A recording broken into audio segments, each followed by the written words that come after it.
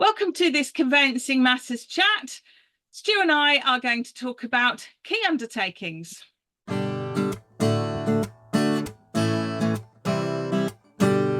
Welcome to Conveyancing Matters with Lorraine and Stu. Join us for a chat about all things property. Hi, so welcome to another episode of Conveyancing Matters. Hi Lorraine, how are you? Hey, yeah, I'm good, thanks, Stu. How are you? I'm very good, thank you. So today I thought we were going to have a bit of a rant as something that keeps coming up time and time again, are key undertakings.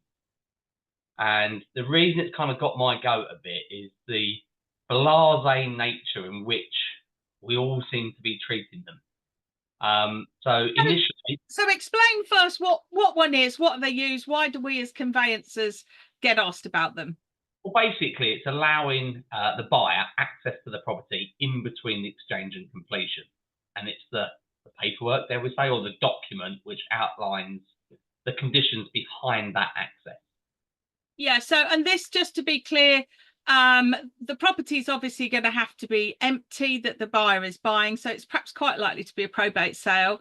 But what we're talking about here is somebody having access perhaps to do work rather than somebody actually sort of moving into the property to live between exchange and completion. So this is the reasonably common scenario of someone asking, can I go into the property because it's empty, because I want to get ahead of the game and do some work before I move in?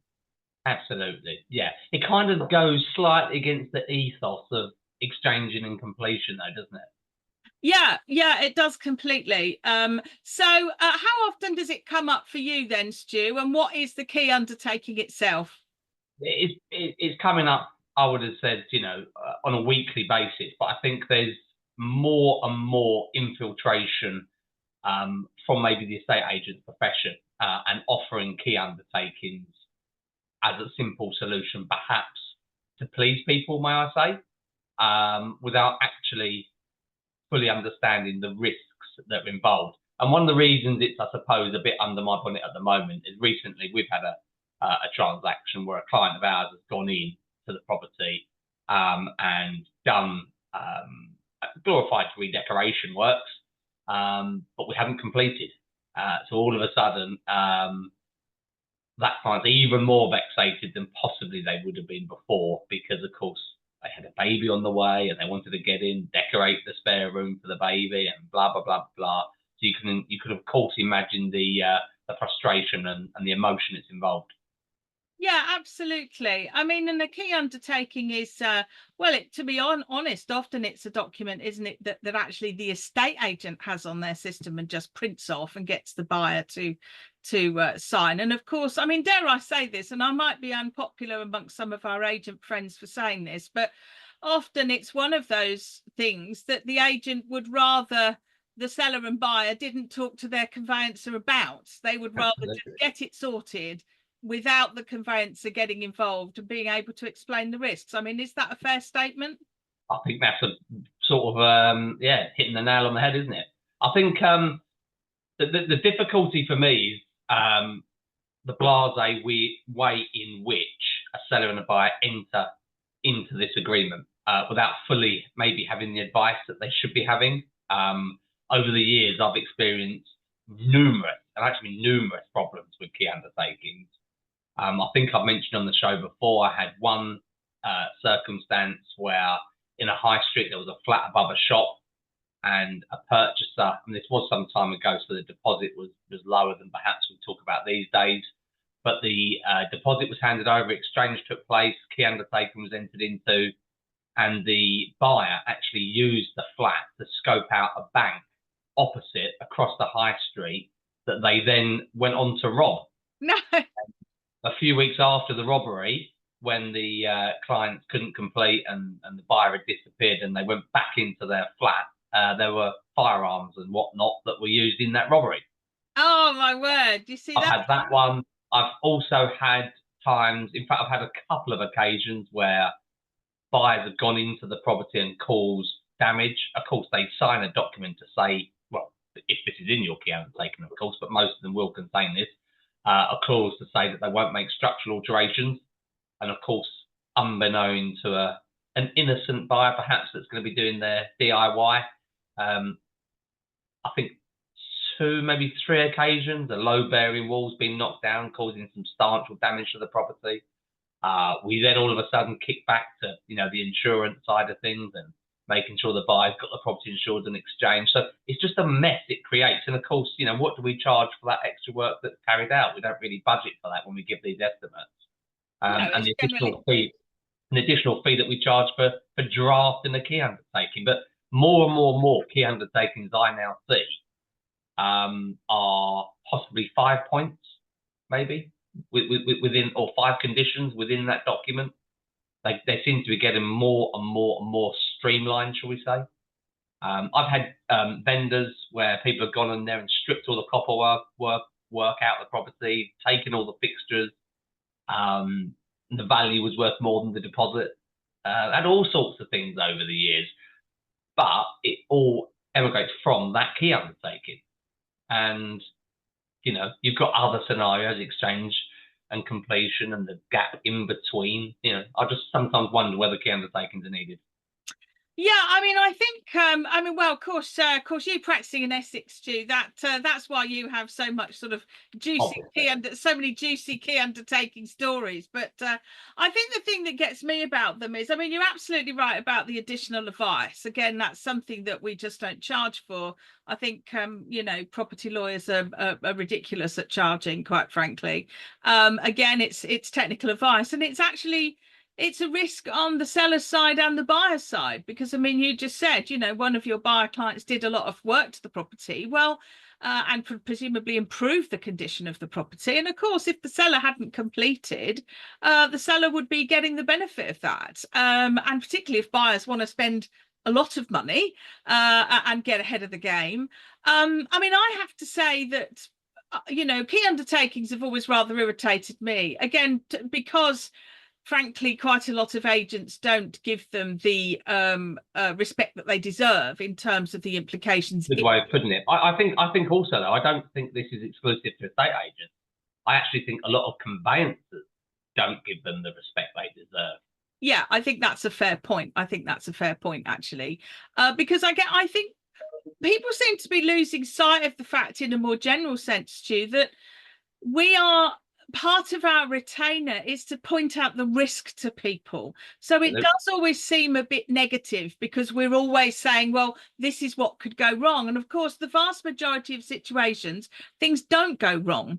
But a phrase I use quite a lot is that, for the client, they don't want to be the person left standing with no chair when the music stops. So it's our job to tell them. Yeah, absolutely. But it's a lot more than, that there's other things to contemplate. There's insurance.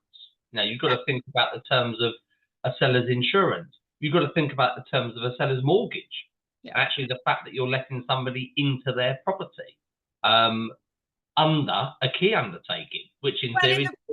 In the vast majority of cases, no lender, if they were asked, is ever going to allow that. So absolutely not. So again, when we talk about the respect that the key undertaking is given, what sort of advice do we give our client? Because in theory, should they even be taking independent legal advice? If anything goes wrong and somebody says to you, you didn't advise me properly on this, I just think that it's a massive risk area. And although, I completely agree with what you're saying, Lorraine, the amount of times it's going to go wrong is probably limited.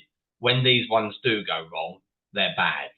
Yeah, I think, though, again, perhaps it's just me, but I'm quite bullish in my advice to both my sellers and my buyers. And, and my advice is no, don't. So there's no grey area for me. I'm exactly the same. If a seller says, if I'm acting for a seller and the issue of a key undertaking is raised, my advice is not to do it because of all the risks that are involved, i.e. you've not yet completed, you've not received the balance of money to conclude this deal, and you're going to let somebody who you don't know into your property.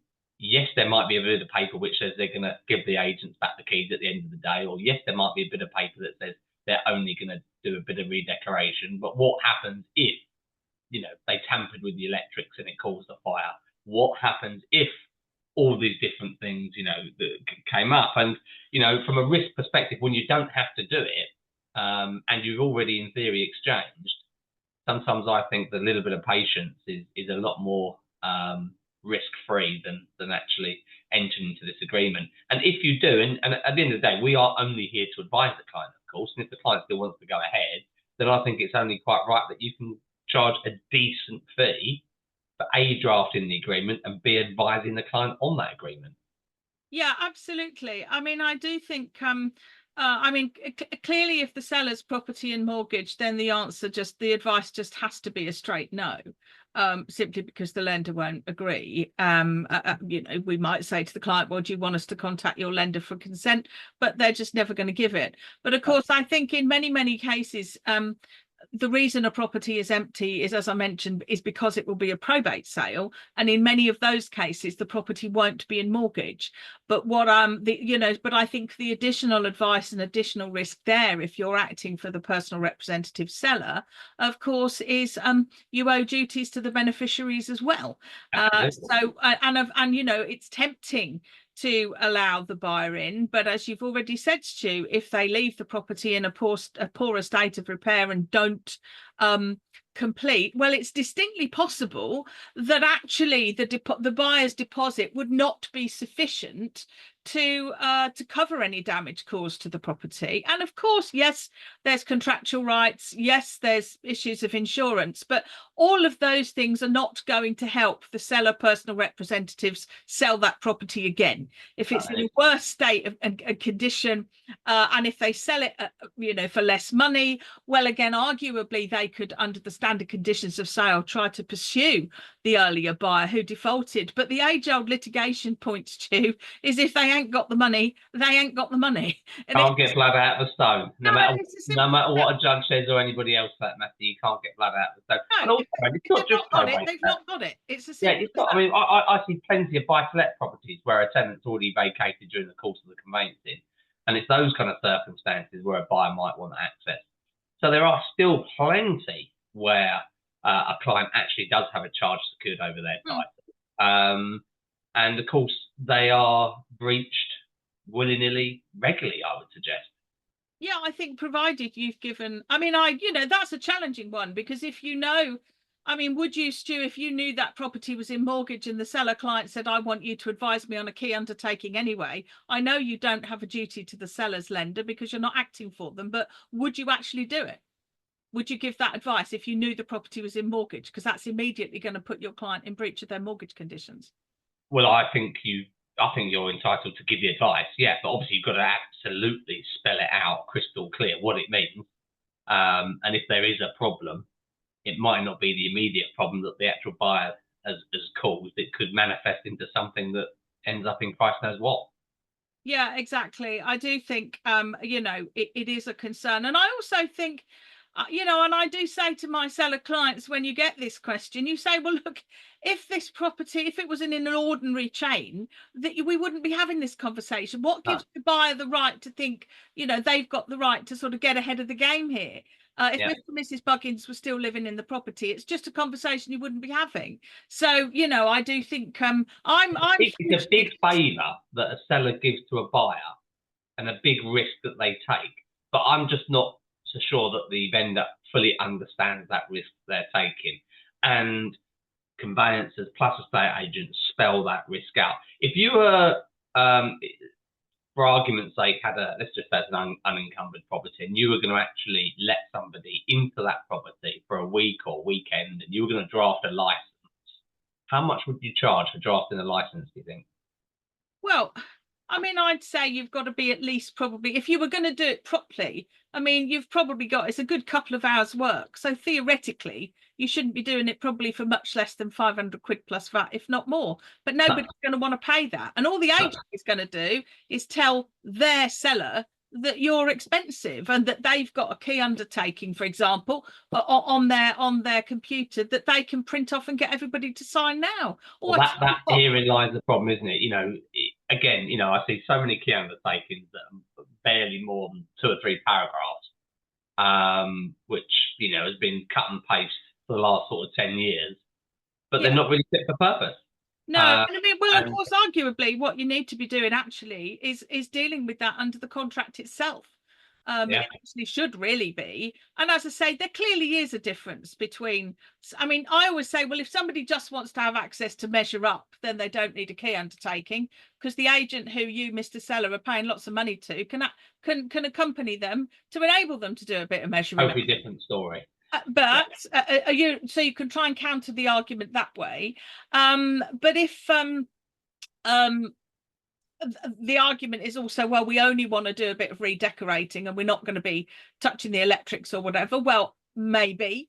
But again, who's going to police the work that's being done? But I mean, I'm completely with you, Stu. I've always, for dealing with them for years over the years, and I've always thought they were a bad idea. I've always thought they were a significant risk to a seller, particularly if it's a probate sale, because of the additional duties to the only time I've really ever said to a client, well, okay, I mean, it's not that I haven't done them and I don't do them for the same reason that you do, but the only time I ever really say to a client, well, fair enough, if that's what you want to do, is if usually they're perhaps a sole PR and they're the sole beneficiary. So it is really entirely their risk. But of course, if, you can, as you said, you can have a sole seller who's, selling their buy to let. But I think the existence of a mortgage makes things very different. Yeah, it's not necessarily the actual theory about somebody going in. It's the way in which we are blasé to that risk. That's my beef, more than necessarily just, letting somebody in. I just think it's an accident waiting to happen, and people should be mindful of the advice they're giving and the retainer they have with their client, their duties to their client, and the fee that they should be charging for that additional work and advice. Yeah, absolutely. Well, I think perhaps a good place to finish this conversation, which might lead to a different conversation, is I think it's yet another, might I add, classic example, Stu, of the general devaluing of conveyancing advice in the first place. Actually, that's what I think is indicative of, to be quite honest. People are saying don't take the advice because that's going to make the transaction more difficult. Actually, that's what we're being paid to do. Not to make the transaction more difficult, but to give realistic advice. But I think the fundamental point that you're getting at really is that it's another example of our advice being further devalued. And I think that's the concern. But Stu, well, I think there's more to, perhaps more to say about this, but we probably had more to say about key undertakings than we thought initially. But we'd be really interested, wouldn't we, Stu, to hear what our conveyancing colleagues have got to say. Yeah, it'd be very interesting to see what other people think. And of course, if everybody could sort of like and subscribe, leave their comments, about key undertakings or any other matters that, people would like us to chat about. Excellent. All right, Stu, well, you take care. I'll see you soon. Take care, Lorraine. See ya. Bye.